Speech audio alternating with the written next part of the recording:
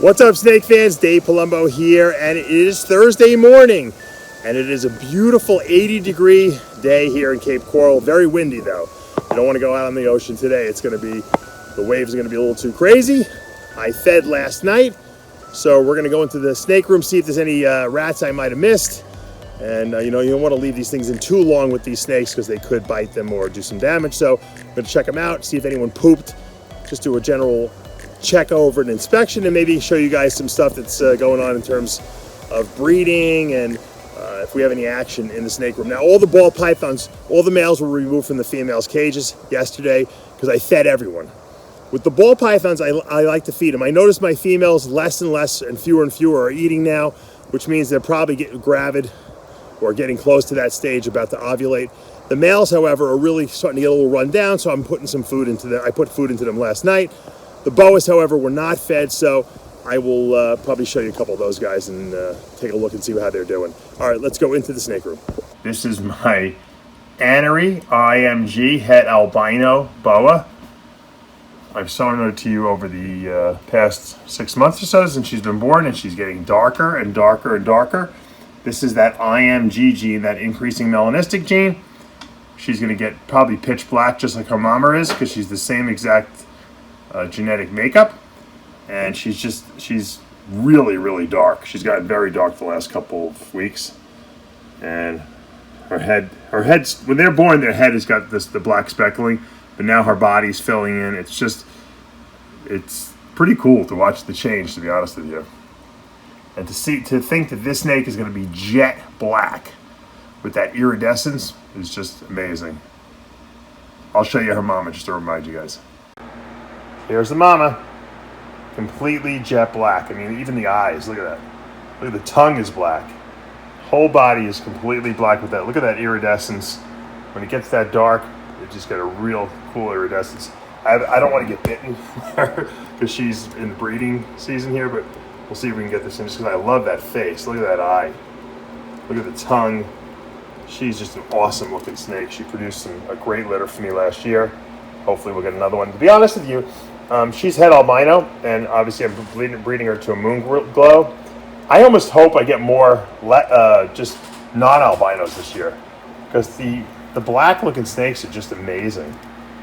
Albinos, the IMG albinos, were really what I'll be getting is all either snows or moon glows, because both snakes are anery.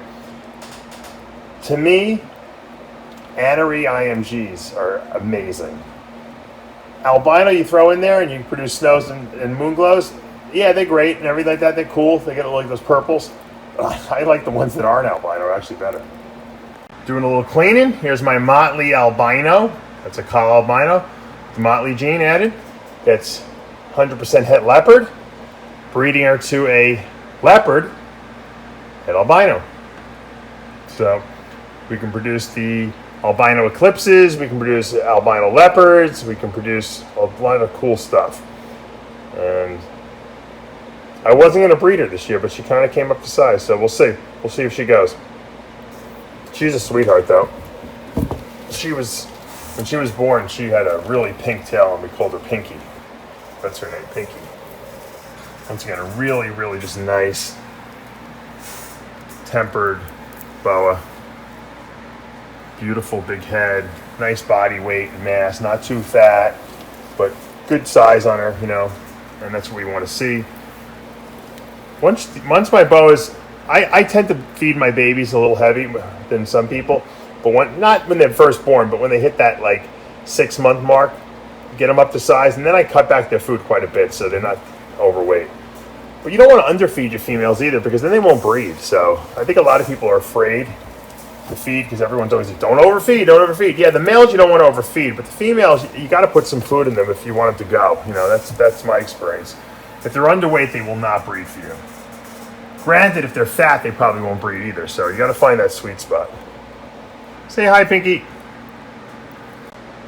A lot of people ask me, where I get the paper that I keep my boas on, and the truth is, I get it from Uline.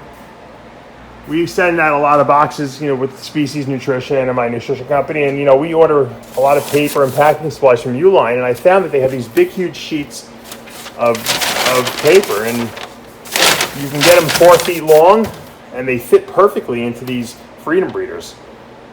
And it's cheap. You buy it by a heavy, big, pre-cut slices of paper.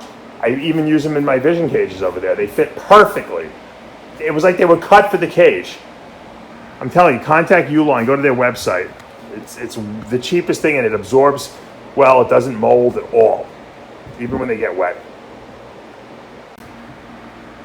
Here's my Motley Jungle Fire Diamond. It's IMG and also head anery. That's quite a combo, huh?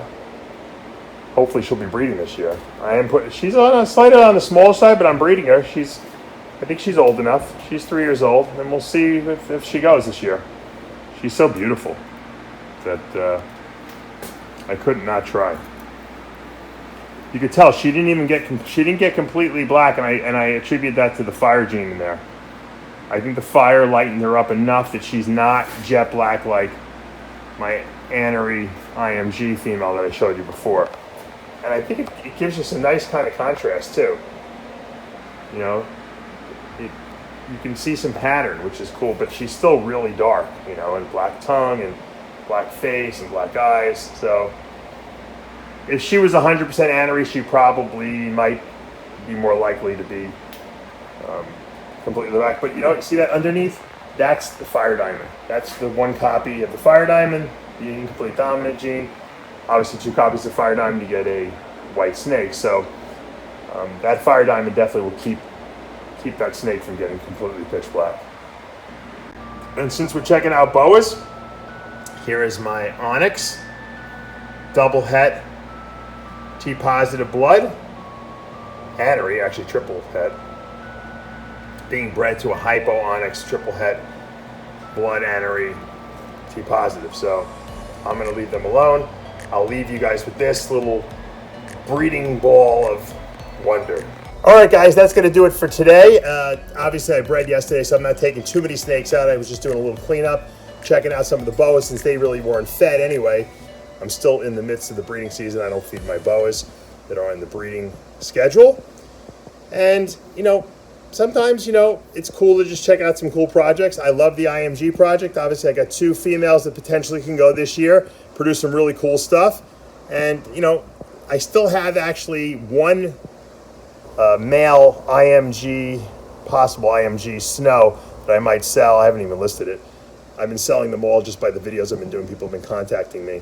So if you're interested in this last male, it might just be an IMG snow, or it might just be a snow. I'm not sure. It actually might be Moonglow as well. I'll just check it out. I haven't really looked at them lately. I'm keeping a female, and I showed you the female I'm probably going to keep as well, the black one that's head albino. But, I like to hold my snakes a little longer so I can see what they look like as they start maturing, because sometimes you wind up selling a snake that you're like, oh man, I should never have let that go. All right, guys, if you have suggestions, put them in the comments below. Subscribe, tell your friends about it, hit that like button, turn on your notifications. We'll see you back tomorrow morning.